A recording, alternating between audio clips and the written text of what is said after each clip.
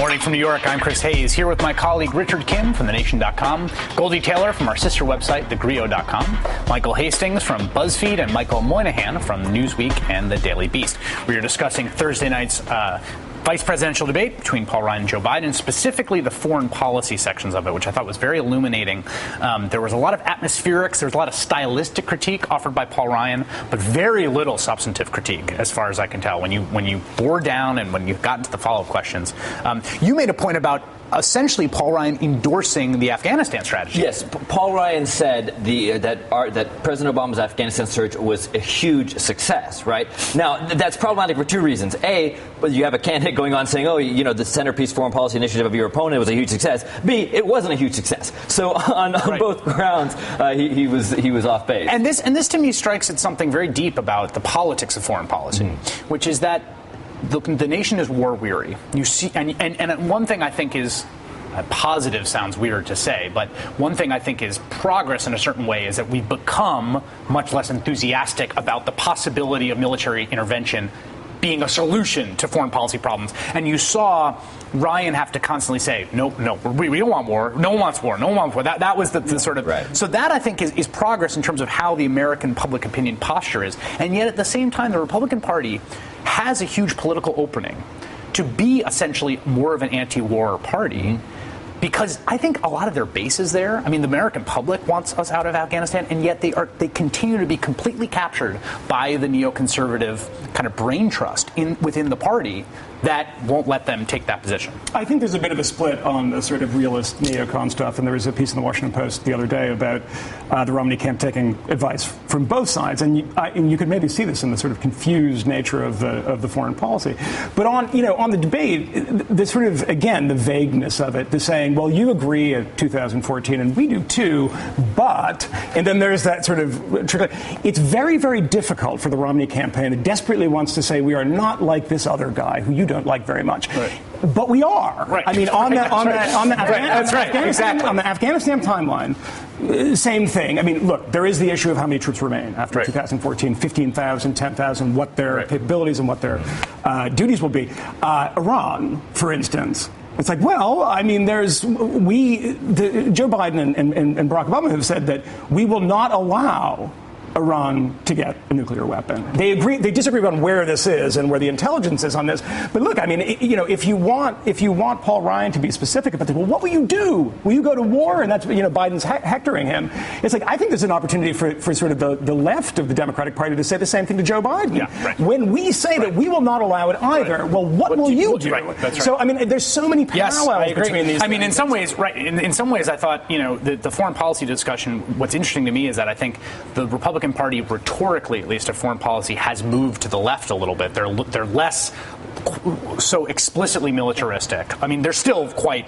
They still want to beat up Democrats for being soft, but they're slightly chastened rhetorically. I don't think substantively, rhetorically chastened. And the Democratic Party has moved to the right. I think they're more hawkish, and so they've basically converged on this middle space. Yeah. I do think that it is ironic and surprising to me. I'm a former Marine, and it is surprising to me to see that at this time in our history that it is Democrats who seem to be stronger on foreign policy. It is Democrats who seem to be owning, the war question when we talk about these things. It's also very ironic to me that when you really look at how, if you want to call it an Obama doctrine, that it really is a doubling down on the Bush years, that this policy is really no different. In fact, he has gone further in terms of doing things like, nearly or reducing the significance of al-Qaeda around the globe, that you can say that, although Bush talked hard, this president worked it out. And so these talking points became walking points. I think that is, sort of the main difference. So it's really very difficult to make a substantive disagreement with this guy. What you're really asking Well, it's not from the left, though. Yeah. I mean, the point is that it's hard to get, it's hard to critique it from the right. It's hard for the right. I mean, that's why the Iran debate was sort of ridiculous. Right. It was sort of like who can be more macho on it. But the Obama administration has been incredibly aggressive against Iran. These are the toughest sanctions. And the Stuxnet worm, I mean, they have waged actual cyber warfare. warfare on Iran. And let me also note, I mean, just to register this, and we're going to talk about this, we're going to do a preview of the foreign policy debate here at this table.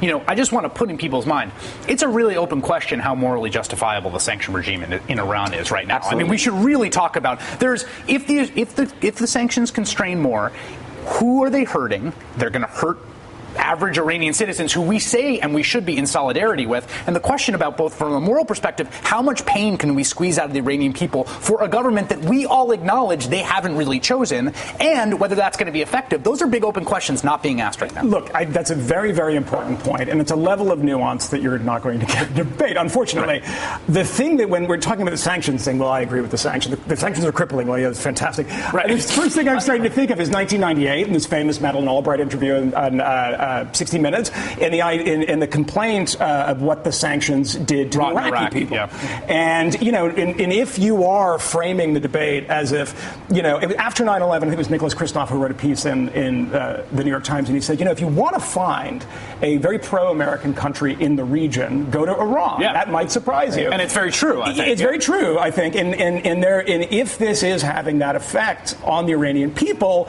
that's a question that people need to discuss. As a strategic question, not just a moral question. I think there is a substantive distinction on Iran, but it's not one they can say publicly. Okay, here's what it is. Yeah. From talking to Obama administration officials, they do not want to go to war with Iran. They want to right. What John Bolton says in private, though, John Bolton, who's one of Romney's top advisors, they want another war with Iran. Okay, so this is important. I mean, this is really important. Yes. The actual differences are being obscured by the rhetoric. You're saying, now there's a moment that I thought was very interesting about in which Raddatz got Ryan to admit daylight between him and the Israelis, which I think is very interesting because, of course, it's a golden rule in American policy for reasons that I think are not quite justifiable, that one cannot have any daylight between American policy and Israeli policy on these issues.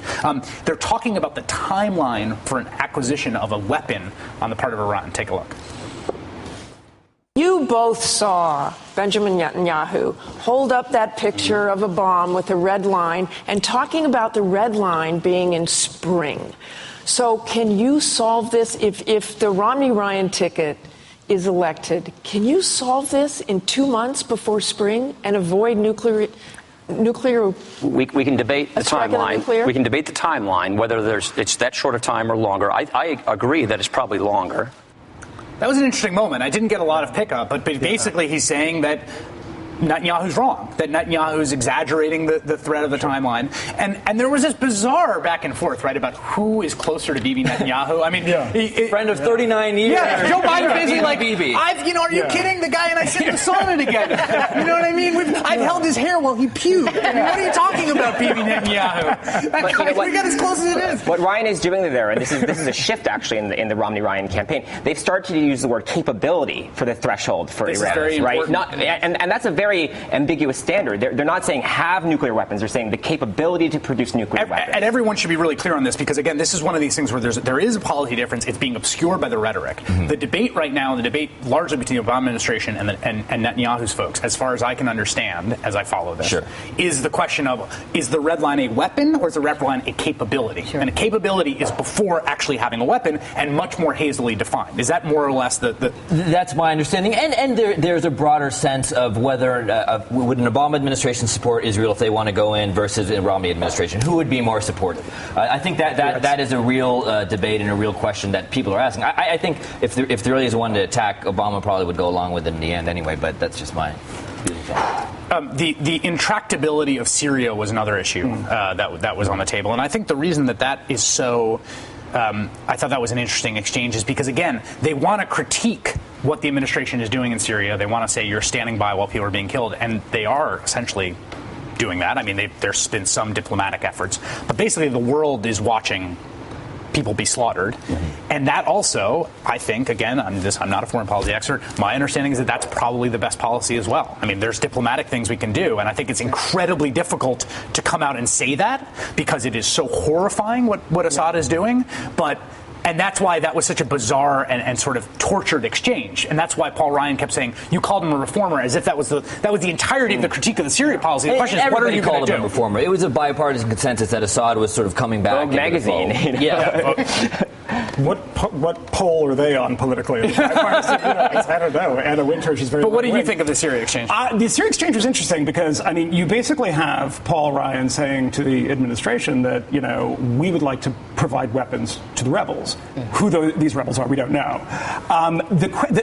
Joe Biden can't respond to this in one particular way. There's a lot of reports kind of trickling out that this might already be happening. Right. And Joe Biden can't exactly say, well, actually, we're doing this.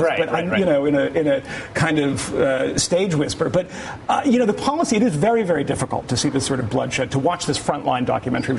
Fantastic thing, by the way. Yeah. And what that underscored, which I think is a very important point, is something that after 9/11, when people were talking about occupying countries as if it was Germany and Japan after 1945, is that you watch this Frontline documentary and you see the complexities not only of Syria but of Libya, et cetera.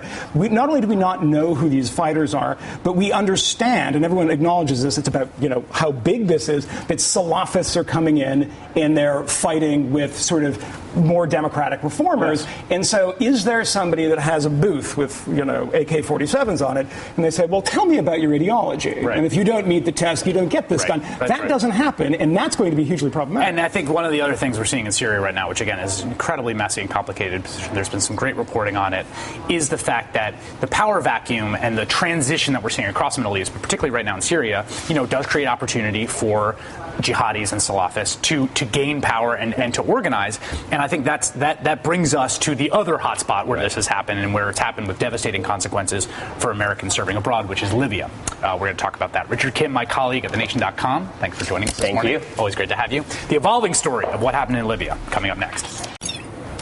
Mitt Romney yesterday ratcheted up his attacks on the Obama administration's changing accounts about the attack that killed 4 Americans in Benghazi, Libya. The new attacks come after a week in which House Republicans came back early from vacation on Wednesday to hold a hearing on the attack in Libya. And then Martha Raddatz kicked off Thursday's debate asking Vice President Biden about the attack. Wasn't this a massive intelligence failure, Vice President Biden? What it was a tragedy, Martha. Chris Stevens was one of our best. We lost 3 other brave Americans. And I can make absolutely 2 commitments to you and all the American people tonight. One, we will find and bring to justice the men who did this. And secondly, we will get to the bottom of it, and wherever the facts lead us, wherever they lead us, we will make clear to the American public, because whatever mistakes are made will not be made again. This Benghazi issue would be a tragedy in and of itself. But unfortunately, it's indicative of a broader problem. And that is what we are watching on our TV screens is the unraveling of the Obama foreign policy, which is making the world more chaotic and us less safe. It's been over a month since the attack in Benghazi, and the details of what happened there are still trickling out day by day. Let's start from the beginning, because it can be a little confusing. On September 11th, a group of Egyptians gathered outside the U.S. Embassy in Cairo. They scaled the embassy walls and tore down the U.S. flag.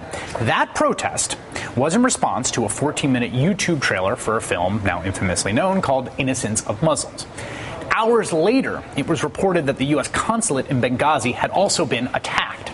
On September 12th, the next day, the State Department confirmed that Chris Stevens, U.S. ambassador to Libya, and 3 other Americans were killed. President Obama condemned the attack, saying no acts of terror will ever shake the resolve of this great nation. Secretary of State Hillary Clinton addressed the attack in Benghazi and the protests in Cairo, explicitly linking the two together, both as reactions to the video. Some have sought to justify this vicious behavior along with the protest that took place at our embassy in Cairo yesterday as a response to inflammatory material posted on the internet. But let me be clear, there is no justification for this. None. On September 14th, White House Press Secretary Jay Carney attributed all of the unrest throughout the region to the YouTube video. The unrest we've seen around the region has been in reaction to a video that many Muslims find offensive. And while the violence is reprehensible and unjustified, it is not a reaction to the 9/11 anniversary that we know of or to U.S. policy. 5 days after the attack in Libya had happened, on September 16th, Susan Rice, U.S. ambassador to the United Nations, went on 5 Sunday talk shows, not this one, and reaffirmed this position. our current assessment is that what happened in Benghazi was, in fact, initially a spontaneous reaction to what had just transpired hours before in Cairo, almost a copycat of the demonstrations against our facility in Cairo, which were prompted, of course, by the video.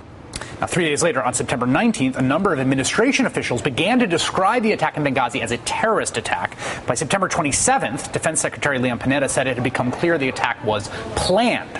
And on Tuesday of this week, the State Department explicitly contradicted the story told earlier by the administration, saying there had been no protests outside the consulate in Benghazi on the day of the attack. The attack continues to be a political issue because it is now clear to just about everyone that the story that we heard, the American people, in wake of the attack was simply not accurate. Amy Davidson, senior editor at The New Yorker, is back with us at the table now. Good to have you back. So there are two issues here, and I want to kind of there are three issues, so I want to kind of separate them out. There is, I think, a completely preposterous, demagogic attack by the Romney Ryan campaign that the attack was due to inviting weakness in some way. And in fact, attacks on U.S. embassies spiked during the Reagan administration. It doesn't seem to correlate in any way. So I just want to sort of put that to the side because I don't think that's a serious charge. And I do think, and here's the U.S. attacks on diplomatic targets. We see actually during Bush 1 a huge spike, and they're actually relative to history quite low under President Obama. So let's just put aside the kind of real crass use of this as a cudgel to try to go after him. There are two actual substantive issues, and let's talk about the first one, which is just basically this factual error, right? I mean, we were told, we all read the reports, and the government was saying this was in response to the video, and now it's just clear that it wasn't in response to the video. In fact, it was a pretty well premeditated, planned, huge. I've read some reports that say 100 men overran the embassy with guns. I mean, this was essentially a militarized attack. The question is, why the gap? Why did the people who should have known not know? Well, you've been reporting on this. I can tell you, within 6 hours from the attack, a CIA team went to Benghazi and basically knew it was a terrorist attack and had an indication that it was planned. That information was put back to the U.S. government, right? So the U.S. government as a whole entity knew that's a very big. Let's just say it's known true. In the U.S. government is a very big entity. Right, but if I'm in the White House, I want to talk to whoever just came off the plane from Benghazi about what happened there. So you have that issue. So the idea that this was the video and there was a protest, that was a shaky story immediately. Within 24 hours, we knew that probably wasn't the case. At least anyone who was sort of reading the report and listening to it, and just sort of common sense, right? When was the last time there was a 10 p.m. protest on a Tuesday in the Arab world? That this doesn't happen. So you have that's part of the issue, and I think you can look at what the White House did as malicious, saying, oh, they put out this cover story to kick the can down the road just to get through the election, or what I think it's more likely is sort of wishful thinking, a cherry picking of information that happens to suit their strategic needs. Amy. I would also say that in the beginning, the argument wasn't just that it was in response to the video, but from the Romney side that it was in response to a statement from the Cairo embassy being slightly apologetic about, or as they saw it, not coming out. So the whole idea, the whole argument at the time was this attack happened because we apologized. Because not just because these people saw a video, but because we responded to the video in a certain way.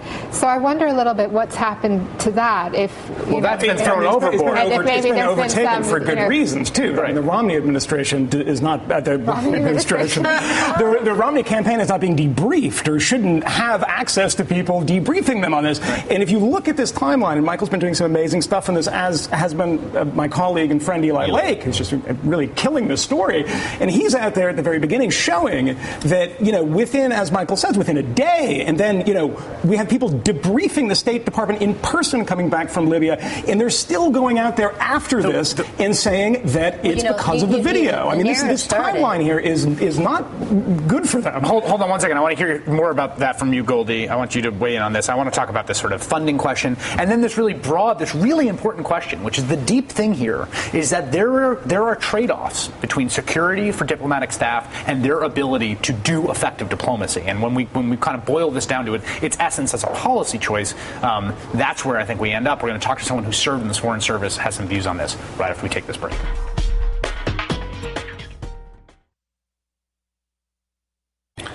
Goldie, you had something you want to say about the Libya attack. I think that, and I think all of us miss this, is that the Romney campaign's narrative started much earlier than Cairo and that cable that they wanted to put out. It started earlier in the day when Romney was giving his speech, his address on 9/11, before a group of veterans, when he was, running the rabbit on this administration being weaker on foreign policy questions that we are projecting. And so he was just taking that narrative and stringing it through the night and through the next day. And thus politicizing, the deaths of, 4 Americans abroad. Yeah, but the politicizing, I agree that statement was ridiculous. And Reince Priebus's tweet that night about the president, that was absolutely, that actually I thought was like a resignable offense, saying that the president sympathized with the people that murdered By the way, there Americans. are a lot of people that are nominally on Romney and Ryan's side that condemned this stuff. Yes, but I want to separate up because there's this broader sort of hue of politicization. We should know what the heck happened in Libya, and we should know about why there was this gap. And when you want to talk about politics, what's striking to me is the absence of the State Department from all this. This is what's bizarre. This is State Department facility. It's a State Department employee. From my reporting in the State Department, Stevens and Hillary were actually fairly close, right? There was a personal line between Chris Stevens. He was seen as an incredibly important member of the Foreign Service. He had a distinguished career. This was obviously the Libya intervention was a huge signature of the Obama foreign policy. And as soon as this starts happening, it's the White House. It's Jay Carney up at the podium, and it's Susan Rice out on the Sunday shows who are doing all the defense of it, and State is essentially nowhere to be found. And then Susan Rice, basically after it's clear that what she was saying on the Sunday shows wasn't true, has to issue this statement. In my September 16th Sunday show appearances, I was asked to provide the administration's latest understanding of what happened in Benghazi. In answering, I relied solely and squarely on the information the intelligence community provided to me and other senior U.S. officials, including through the daily intelligence briefings that present the latest reporting and analysis to policy matters. Now, I'm inclined to believe her just because it seems like a bizarre strategy to send her out there to lie. Here's Secretary of State Hillary Clinton finally talking yesterday at a press conference. This is really the first time she's come out after 2 weeks of staying in the bunker and rebuffing some requests from Michael Hastings. This is Secretary of State Hillary Clinton talking about it. I do know this. There is nobody in the administration motivated by anything other than trying to understand what happened. To this day, we do not have a complete picture. We do not have all the answers. No one in this administration has ever claimed otherwise. Every one of us has made clear that we are providing the best information we have at that time, and that information continues to be updated. Obviously, we know more as time goes by, and we will know even more than we did hours and days after the attack. So that's what an investigative process is designed to do, to try to sort through all of the information, some of it contradictory and conflicting. And let me say this. I think I've read a former CIA analyst who wrote a piece on The Atlantic who said, look, intelligence really is messy, and attacks like this completely, this was a horrific attack. When you read the background briefing from the State Department about, you think about Chris Stevens in a safe room dying of smoke inhalation, it's incredibly upsetting. But that also, it must have been incredibly chaotic in the aftermath. The facility was overwhelmed, it was burned to the ground. It doesn't seem implausible to me that there was a tremendous amount of conflicting evidence. So we couldn't even get there for 3 weeks to investigate. The FBI team, we got run out of town in Benghazi, and we could not get our investigators even back in until weeks later. Right, but wouldn't that explain, I guess my point is that the argument being made here is that this was just, intelligence is messy, and intelligence is, it filters up through the vast apparatuses of the American intelligence system. It isn't at all implausible to me that you would have a planned attack on this installation, and at the same time, prior, you've got some demonstrations happening in another country. It is not at all implausible to me that intelligence thought that these two things were And Eli Lake has done some reporting suggesting there was a signal intelligence intercept in which the people who planned the attack mentioned the demonstrations. Yes. On this point, this is a very important point too, and very good thing that Eli reported is that it isn't implausible in some sense, and there is that intercept which is 24 hours later, and a very, very important thing that should be shot up the chain pretty fast. It's not a matter of what people are saying on this call; it's a matter of who's making these calls. Right. And the two people in here are known Al Qaeda or affiliates, minor league people of Al Qaeda, and that is the important point. It's not saying if they're saying in this call, and this is sort of what we know now, is that maybe we should use the cover of the Egyptian embassy business to launch our attack now. The Egyptian embassy business is not the important point here. It's the two people that are having the conversation and what they're planning to do. There's a lot of fear right now in diplomatic circles. You're starting to see it reported about what this means for how they're going to do their job in the future and the pendulum of security. And we're going to talk to a former diplomat right after this break.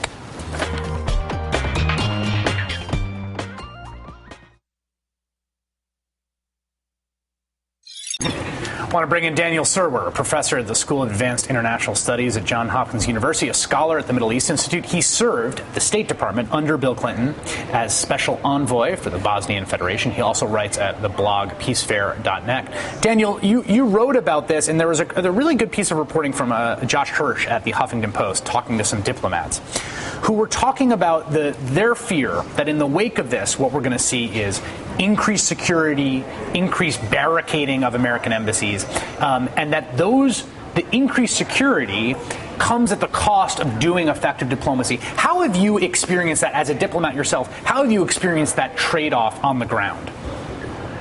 Well, especially in Iraq, we see very clearly that the American diplomats are incarcerated and warehoused in an embassy. They're not out talking to the population. They're not meeting people as frequently as they should. They're not giving speeches, cutting ribbons, doing all of the things that need to be done if you're to develop a rapport not only with the host government, but with the host population. And that's what diplomacy is all about, is that comprehensive understanding of a society. And frankly, Libya is a fairly friendly environment. This will surprise people. I've been there twice in the last year or so, and I have to stop Libyans from hugging me on the street when I say I'm an American. Right. And Chris Stevens was very well known for being incredibly present around Tripoli and Benghazi, for going for morning runs, for going to parties and breakfasts and doing all of the things that you just talked about. He was doing all the right things, and there's no way to reduce risks to somebody who's doing the right things to zero. You can manage the risk. You cannot completely zero out the risk. And this is extremely important for people to understand. This is a great tragedy, as Vice President Biden said. But it's a tragedy that will happen every once in a while because you can't have zero risk. I just think obviously there's no perfect security, but there's a difference between perfect security and getting run out of town in Benghazi and having a consulate overrun and for American officials killed. But I agree. I'm not disagreeing with one of the things that's gotten a little lost in the hearing about the security requests, and there was apparently requests for more security. Those security requests weren't even for Benghazi; they were for Tripoli. It's also unclear, as a counterfactual matter, and we can't know this, whether that the security that was requested would have been sufficient to stop what looks now like 100 men with guns overrunning and burning the embassy. Well, I do wonder, though, the idea, the Libyans, they love us. Okay, but it raises the question of how well we really know what the Libyans think, how well we know even at this point what's been going on in Libya. In the debate, Paul Ryan said, why wasn't there a Marine detachment in Benghazi already? That's a whole other question.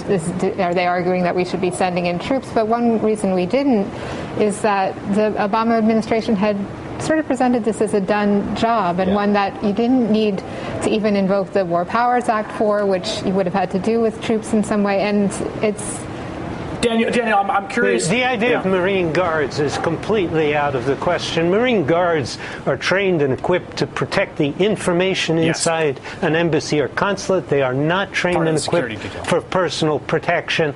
That's ridiculous. Daniel, I want you to reconcile what Amy just said, which I think is really important, and reconcile the sort of favorable treatment you've gotten in Libya with the presence of these militias and what that says about the situation there right after we take this quick break.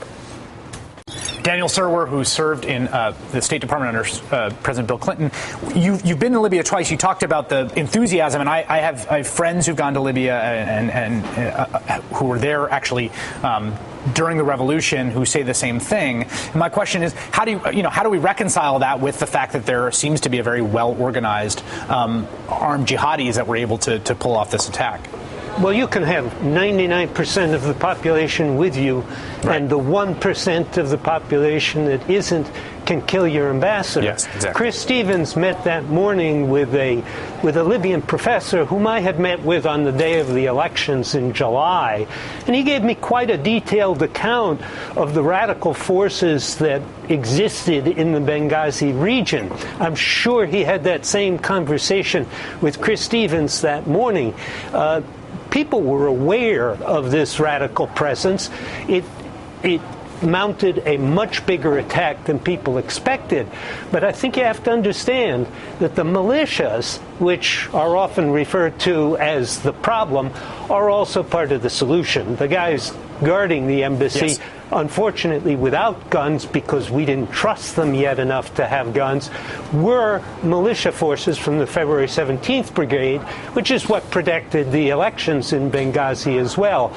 So this is a very complicated, yes, confusing situation. It's not surprising that failure comes in a situation like this, but putting our people behind very high walls with lots of personal security details, which then themselves have to be protected, right, is not a formula for effective diplomacy. And this point about the Libyans who were guarding the embassy, we should have been, a number of Libyans died in this attack as well. We don't talk about that because they're not American lives. I think it was 10 Libyans who died, and these were Libyans who were part of the militia that had been essentially assigned the role, kind of in loco parentis, right, in the role of the state essentially as the local guarantor of the security, because people should keep in mind the first line of defense for security in anywhere, any consulate and embassy, is the host country, right? I mean, we have people that will, we have cops outside embassies here in the United States, and so since there wasn't really a properly constituted Libyan government,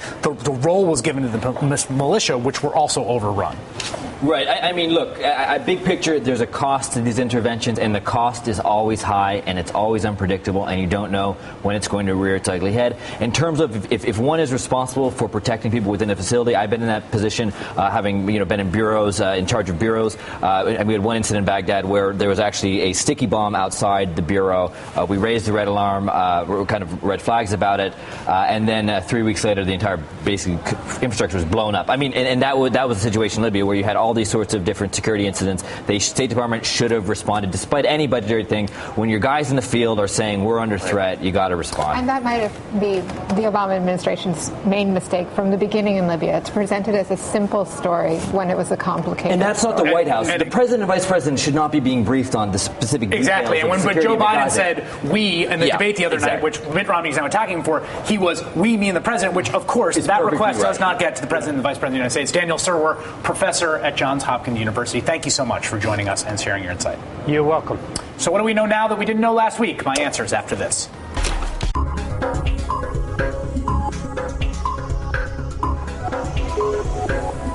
Just a moment, what we know now that we didn't know last week, but first a quick update on something one of our guests mentioned last week. We were discussing the Independent Foreclosure Review, a program launched by federal regulators to compensate the victims of predatory lending practices. As suggested by the name, the program is supposed to be insulated from the influence of the banks that engaged in those practices, particularly with respect to mortgage servicing.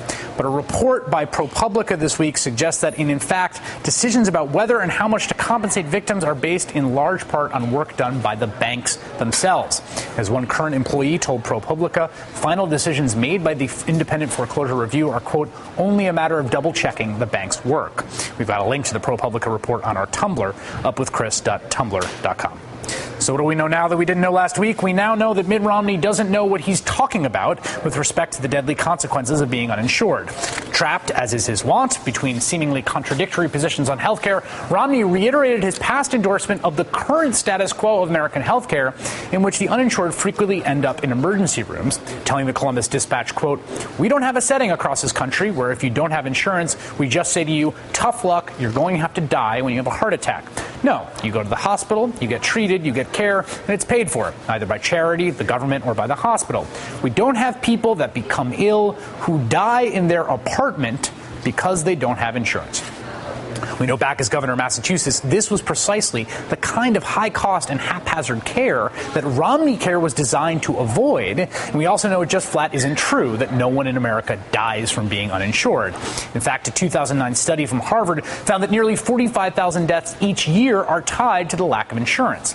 We know the Romney plan for health insurance, as far as we can tell, would ultimately leave an estimated 72 million Americans without health insurance.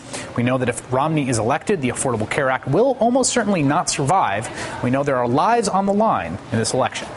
We now know in full grisly detail the extent of Lance Armstrong's doping operation. During the years, he won a record 7 Tours de France and became a national icon for his recovery from cancer. A new report from the U.S. Anti-Doping Agency documents testimony of 11 former teammates who discuss Armstrong's extensive involvement in doping and covering up the doping. The report shows payments of over $1 million to an Italian doctor accused of giving Armstrong access to performance-enhancing drugs. Armstrong continues to deny the allegations, but we know that cycling isn't alone in having a culture absolutely infested with cheating. Track and field has faced similar problems, as has Major League Baseball. In my book, Twilight of the Elites, I wrote extensively about the steroids era in baseball, and in reporting that chapter, I was struck by how easily a culture of intense competition, with huge rewards for success and punishment for failure, can foster corner-cutting, cheating, and deceit. We know the lesson of this is even more urgent as competition is presented as a model for all institutions to follow. And speaking of morally compromised undertakings, we now know that Mitt Romney was intimately involved in developing a lucrative strategy to sell cigarettes in post-Soviet Russia in the 1990s. Thanks to some good reporting from the folks at the Huffington Post, we now know that as CEO of the Bain & Company consulting firm, Romney oversaw Bain's lucrative contract with cigarette manufacturer British American Tobacco, helping them insert their products into the newly privatizing markets in the former USSR. We know there's nothing illegal about the concept of aiding a tobacco company in selling its product, but as with so much of the other parts of Romney's business record, just because something was within the bounds of the law doesn't mean doing it was right or that having done it is in any way praiseworthy or makes one qualified to be president. Coming up with clever ways to sell people as many toxic, deadly cigarettes as possible might make you a good capitalist, but I don't think it makes you a good person. I want to find out what my guests now know that they didn't know when the week began. Let's begin with you, Amy Davidson of The New Yorker. I now know that Joe Biden has nothing on Julia Gillard, the Prime Minister of Australia. I don't know if you've all seen the video of her just lashing out in the Australian Parliament.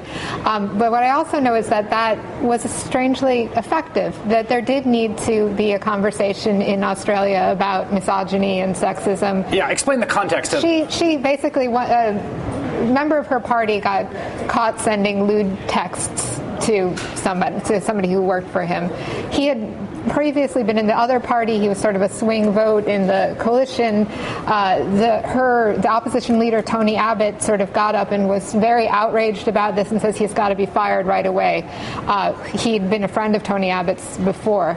She got up and said, I won't be lectured by Tony Abbott. If he wants to know what misogyny looks like in Australia, he needs to look in a mirror. He had said in Parliament, I believe, that she needed to make an honest woman of herself. She's not married. People in his party had called her barren, and she'd really been, and she did not hold back at all. It was an amazing disposition. I also think it wasn't just that Australia has a political culture where those things are said, and she really brought it onto the table there, and it worked. We will post it on our Tumblr. Goldie Taylor. I now know that I'm going to be a grandmother. Congratulations. That's wonderful. I also know that this plate has a Twitter feed, and I am completely happy about that, and it's smart. But I also know, according to the National Journal and a report from Stephen Shepard, that we have got to do a lot more looking at the methodology and modeling behind polling. According to a new CDC study, that polls are the integrity of polls is based upon the integrity of the pool, and who has an opportunity. Everyone should have an equal opportunity to be part of that.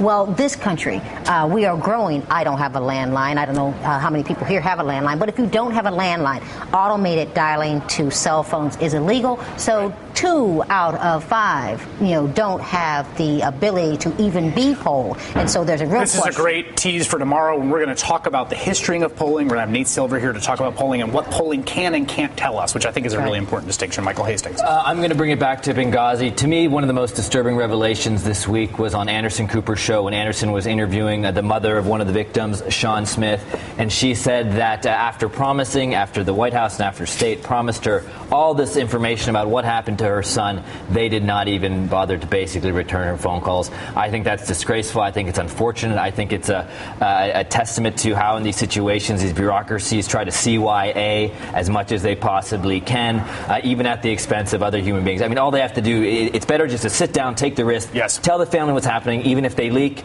you got to do it. Michael Moynihan.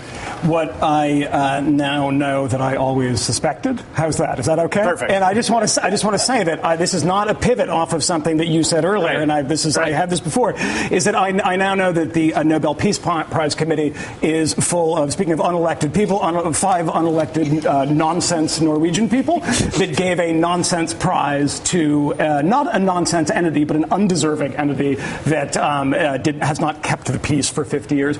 That was something that was done by NATO and helped along by the U.S. and British military. It's funny. Yesterday, I was defending the EU, less the Nobel Prize and more the EU as an entity yesterday, and I was basically conservatives were saying it was ridiculous. People to my left were saying it was ridiculous. There is no constituency for the EU. It's like this boring bureaucratic edifice that no one likes. Yeah, and my objection quickly to the prize is that it's not actually it's a forward-looking thing. And it's saying, will you please make sure that we don't see Golden Dawn take over. I think is silliness. But my thanks to Amy Davidson from The New Yorker, Goldie Taylor of thegrio.com. Everyone's digging into the pastry plate. BuzzFeed's Michael Hastings, who's now eating. Michael Moynihan from Newsweek and The Daily Beast. My boss told me to do it. Thanks for getting up. You've done it. Scratch that off your bucket list. Thank you for joining us today for Up. Join us tomorrow Sunday morning at 8 when I'll have the founder of Staples, Tom Stembrick, and Nate Silver, mastermind of the New York Times 538 blog on polling. Coming up next is Melissa Harris Perry on today's MHP. Once again, it is This Week in Voter Suppression. Incendiary billboards spreading throughout Ohio, mostly in minority communities, in a display of overt voter intimidation. Who's behind it and what is being done? That's Melissa Harris Perry coming up next. We will see you right here tomorrow at 8. Thanks for getting up. Everybody stay focused.